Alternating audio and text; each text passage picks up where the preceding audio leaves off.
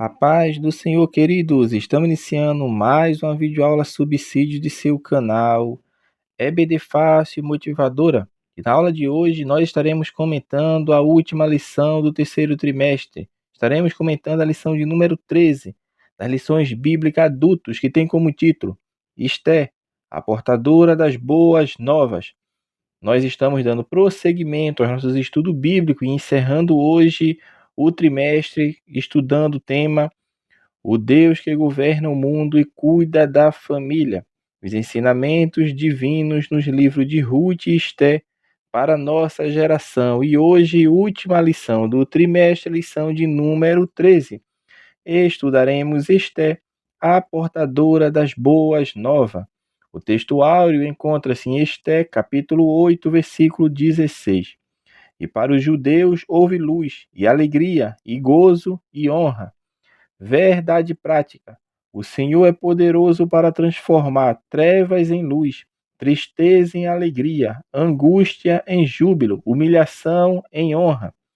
A leitura bíblica em classe está em Esté, capítulo 8, dos versículos 4 ao 8, e Esté, capítulo 9, dos versículos 29 a 31, e Esté 10, do versículo 1 ao versículo de número 3. Então vamos iniciar nossa lição de número 13. Esté, a portadora das boas novas. Então hoje, meus amados irmãos, estamos concluindo o nosso estudo do trimestre e do livro de Esté. Esse trimestre estudamos o livro de Ruth e o livro de Esté, os únicos livros das Sagradas Escrituras que têm um nome feminino, o nome de uma mulher, vamos falar assim. Então, nesse encerramento, recapitulando, nós vemos que o livro de Esté, ele possui 10 capítulos, e esta última lição ficou justamente para comentarmos os acontecimentos relacionados aos 3 últimos capítulos. Capítulo 8, capítulo 9 e capítulo 10. Resumindo, encerrando, na verdade, e concluindo o relato que foi assim ocorrido no Império Medo-Persa nos tempos da rainha Esté e de seu primo Mardoqueu. E hoje nós vamos estudar justamente sobre Esté, a portadora das boas novas. O primeiro tópico da lição, tu vai falar sobre o pedido de defesa aos judeus e a concessão do rei, a humildade de Esté e sua súplica. Na aula anterior, nós vimos que Amã foi morto na forca que construiu para Mardoqueu. E Mardoqueu, o que deveria ser morto por Amã, foi o que assumiu a sua posição. Então, o inimigo dos judeus, Amã, estava morto.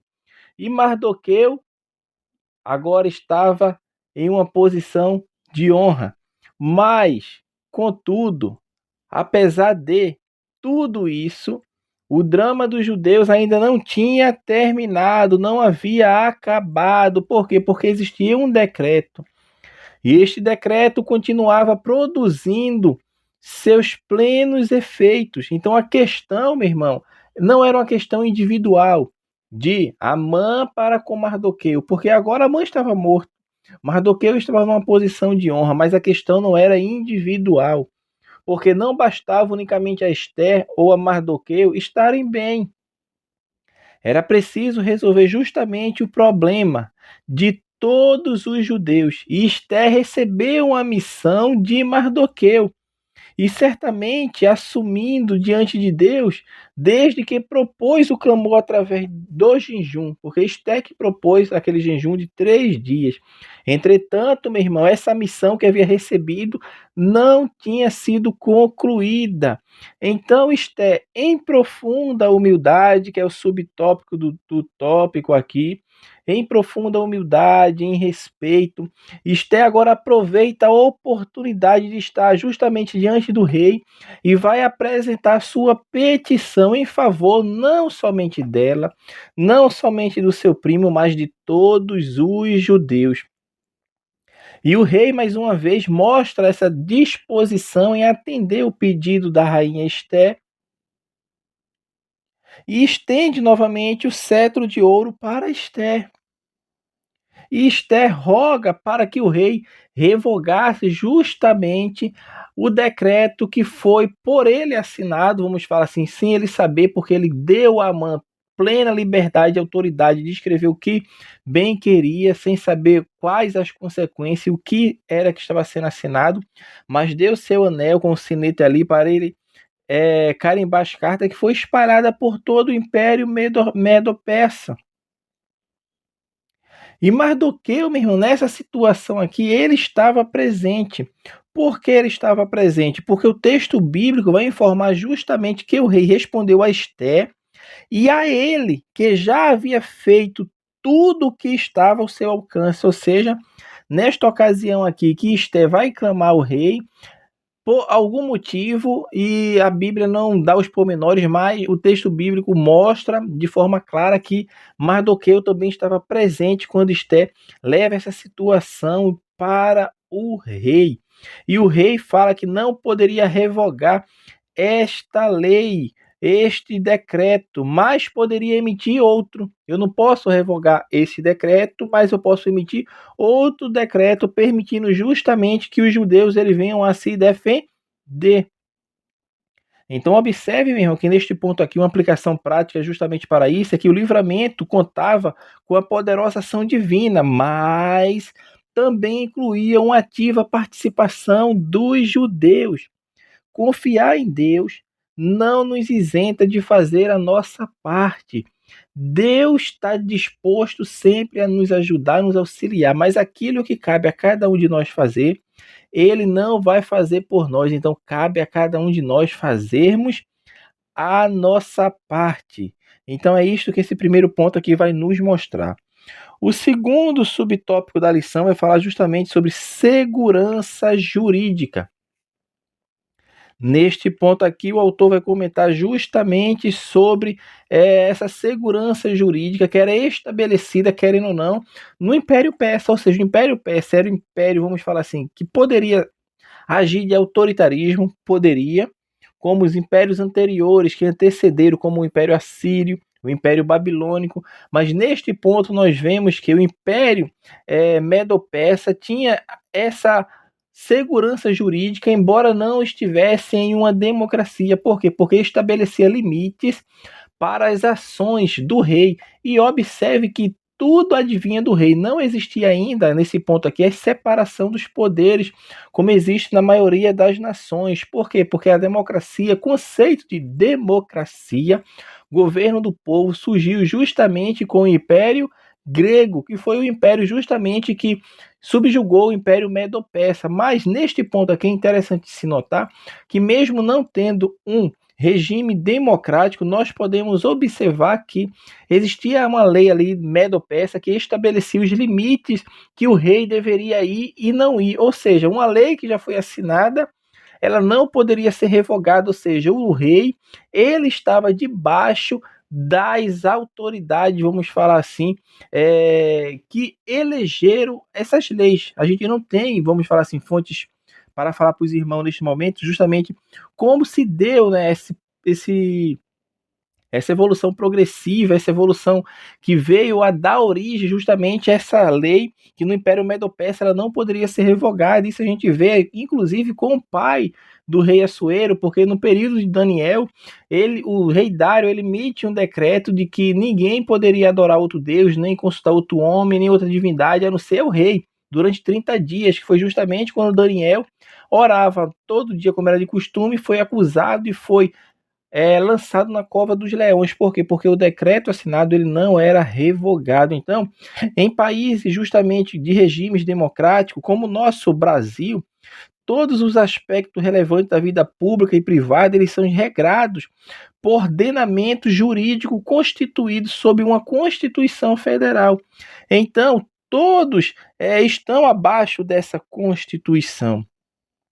E isso é necessário justamente, meu irmão, para que haja previsibilidade, para que haja segurança jurídica, porque o Estado, ele querendo ou não, ele tem a sua importância como instituição. Entretanto, todos os estados eles estão na mão de Deus, e Deus tem todos os estados em suas mãos, meu irmão.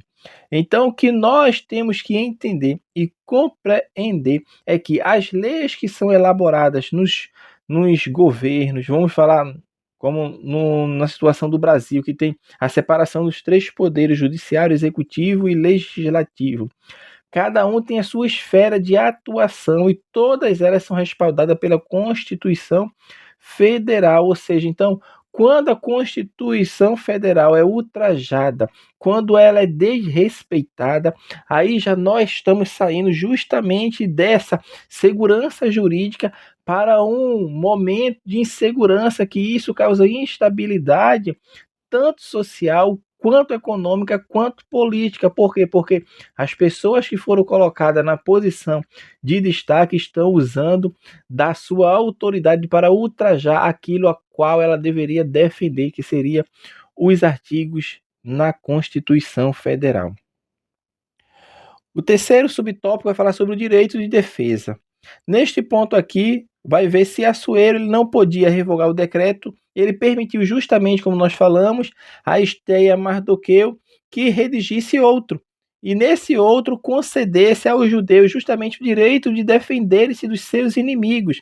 Então, o que aconteceu? Os escrivãos do rei foram chamados imediatamente, e no terceiro mês, o mês de Sivan, conforme o calendário hebraico, aos 23 dias foi escrito o novo decreto, justamente conforme Mardoqueu ia falando. Então, o decreto do rei, provavelmente encaminhado por meio de cartas específicas a cada província e na língua de cada povo, não permitia, portanto, meu irmão, que os judeus exercessem uma matança gratuita e indiscriminada, mas que apenas se defendessem dos que se armassem contra eles. Então, teve um limite, ou seja, tinha um dia estabelecido para os judeus serem mortos.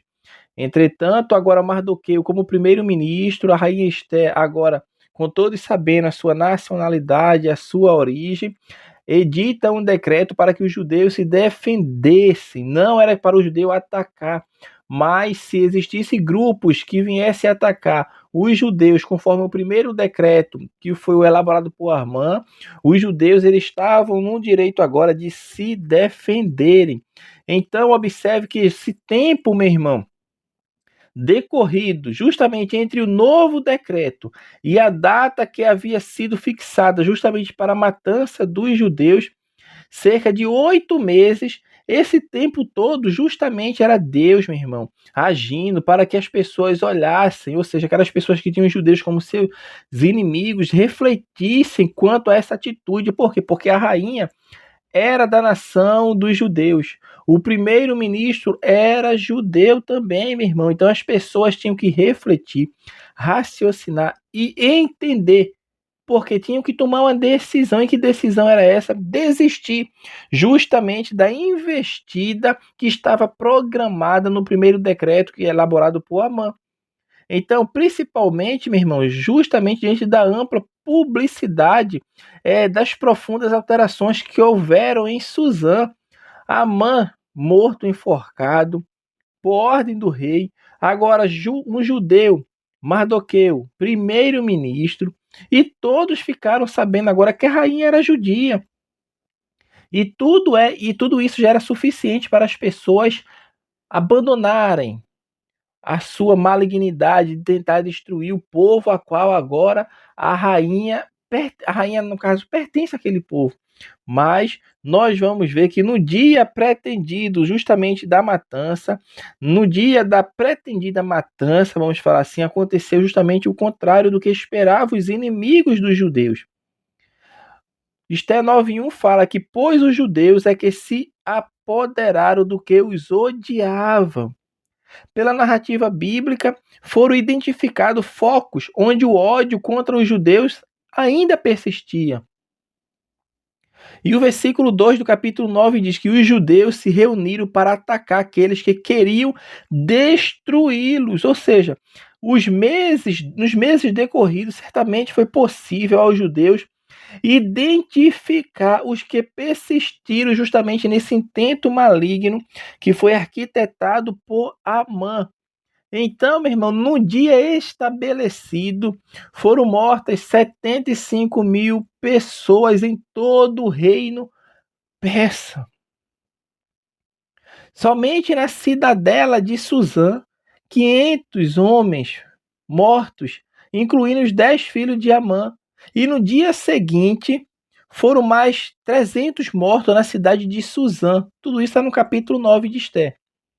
Então, o que se entende, meu irmão, é que os primeiros 500 moravam na cidade alta e foram mortos já no dia 13, que foi o dia que Amã lançou sorte, e aquele dia foi estabelecido como dia para matar todos os judeus. Enquanto os demais que moravam em Suzã, porém fora da cidade, foram mortos no dia seguinte. Então, meu irmão, o direito de defesa foi estabelecido e os judeus se defenderam. O segundo tópico da lição vai falar sobre a rainha Esté escreve boas novas para o seu povo, a comemoração dos judeus. Neste ponto aqui vai mostrar que no outro dia, vamos falar assim, o dia 13 do 12º mês era o dia estabelecido para a matança dos judeus. No outro dia, dia 14 desse 12º mês, o que aconteceu? Foi uma festa grande. Por isso tem aqui a comemoração dos judeus. Por quê?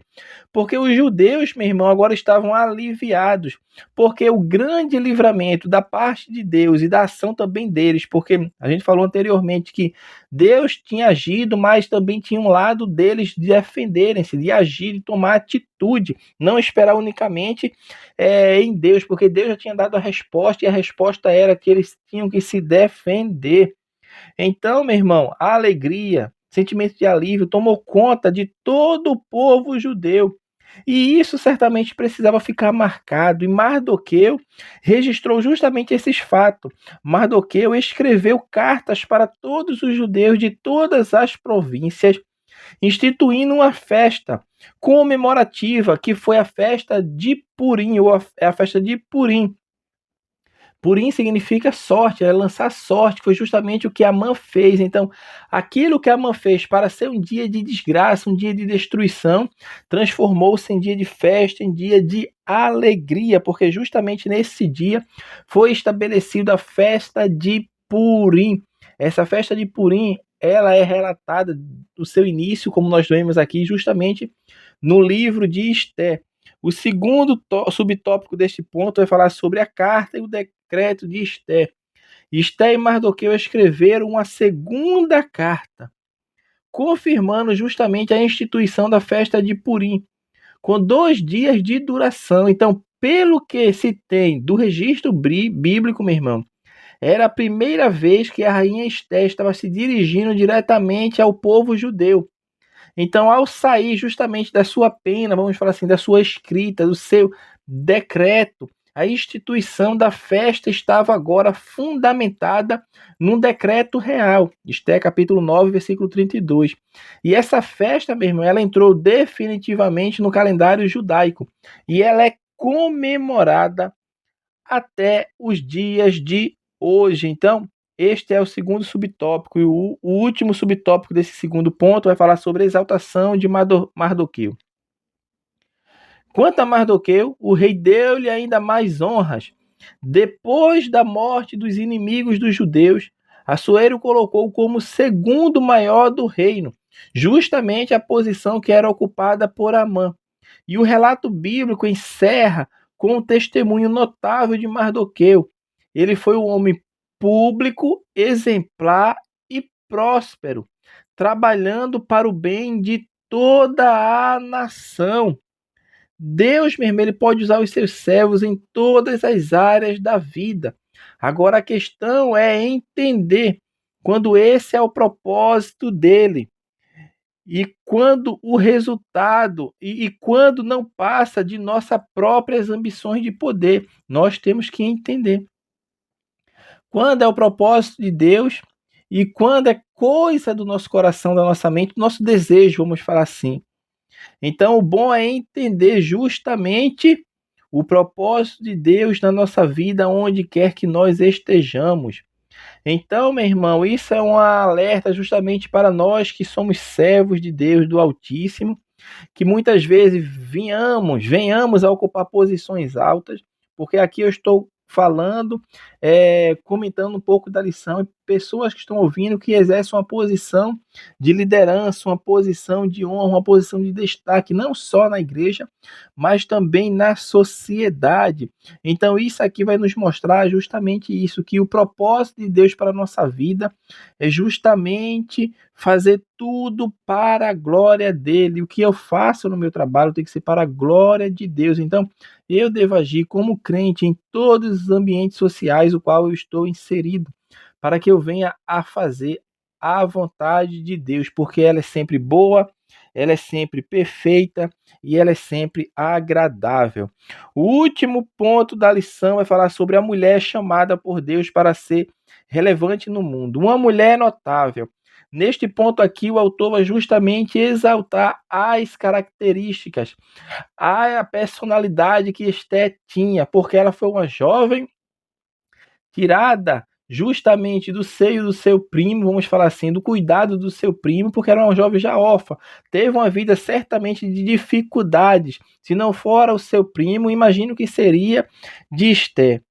Mas Esté, meu irmão, é justamente essas histórias, muitas vezes simples, de moças simples, de moças que estão dentro da casa do Senhor, meu irmão. E essas pessoas, muitas vezes, elas vêm a se transformar em mulheres notáveis, porque está sempre debaixo da mão de Deus.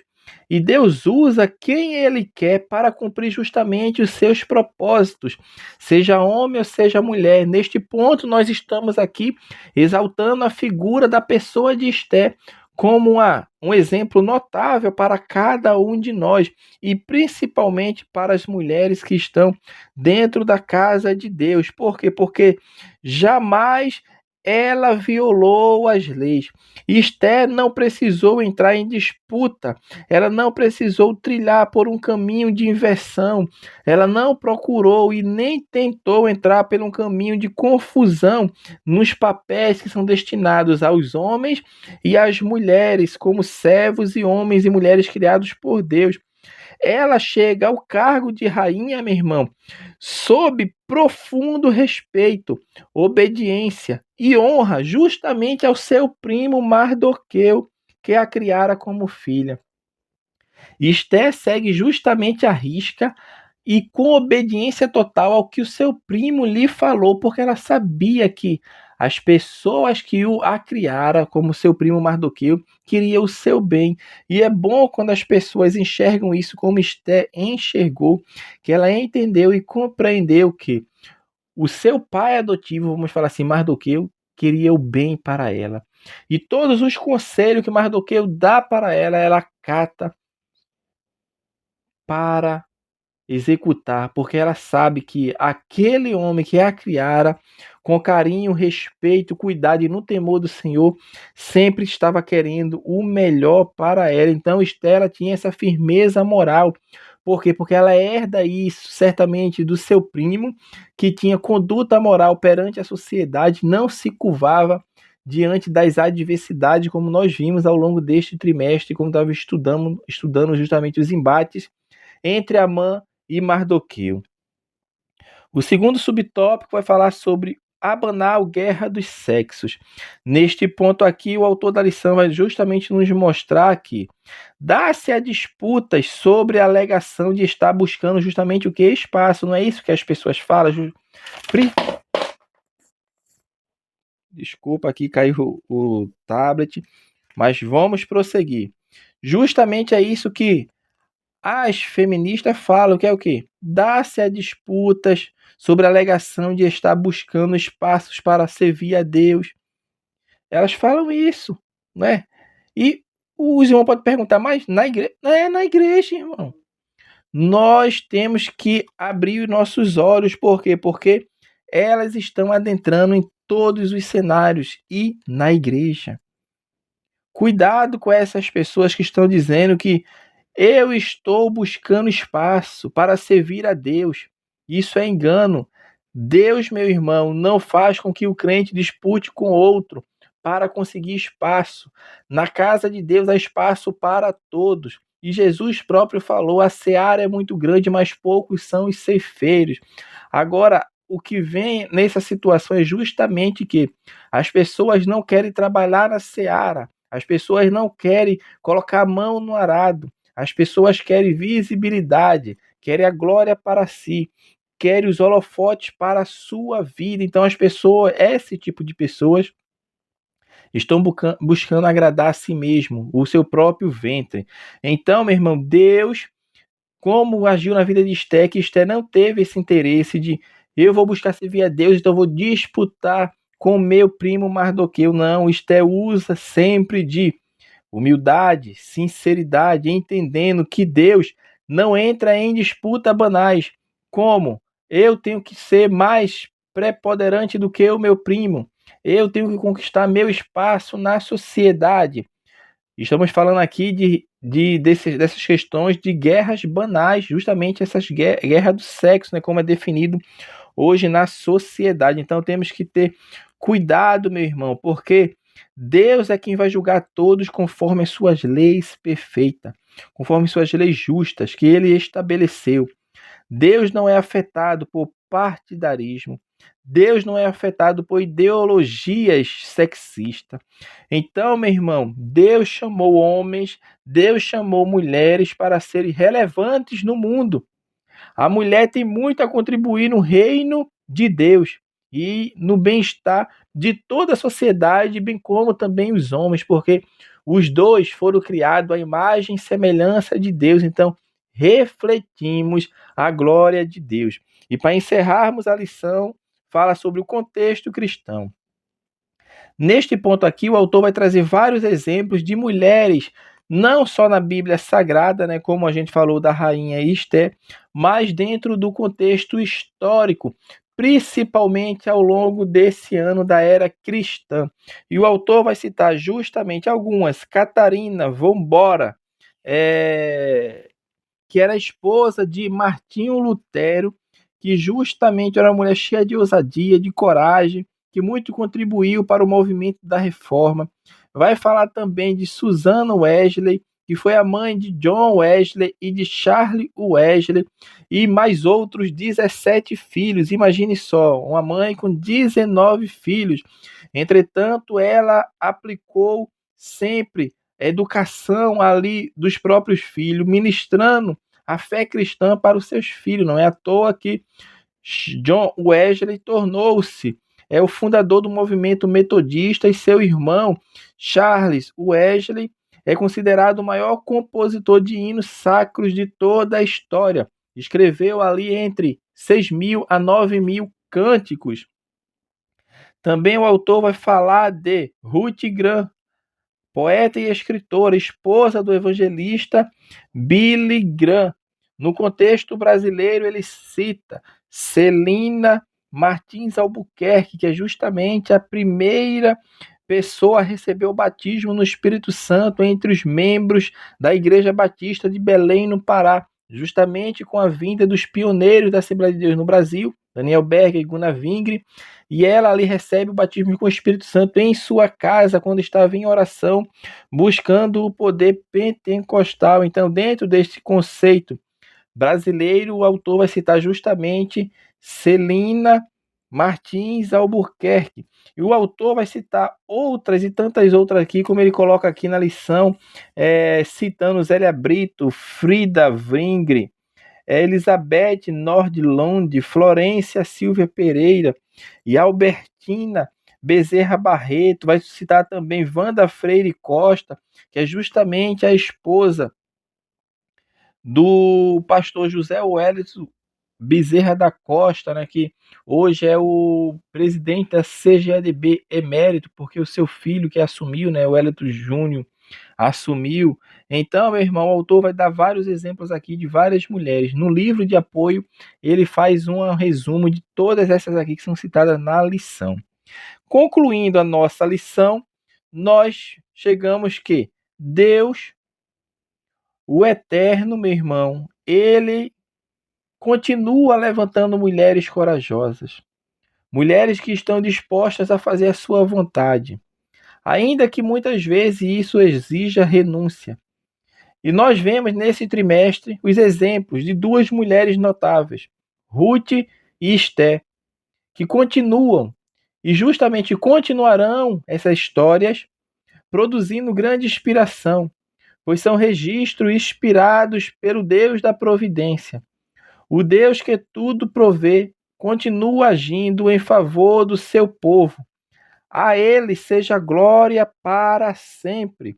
Então, assim, nós estamos encerrando a lição de número 13 e o nosso trimestre, encerrando com a lição. Esté a portadora das boas novas. Que Deus abençoe os irmãos e até a nossa próxima aula, se assim o Senhor permitir.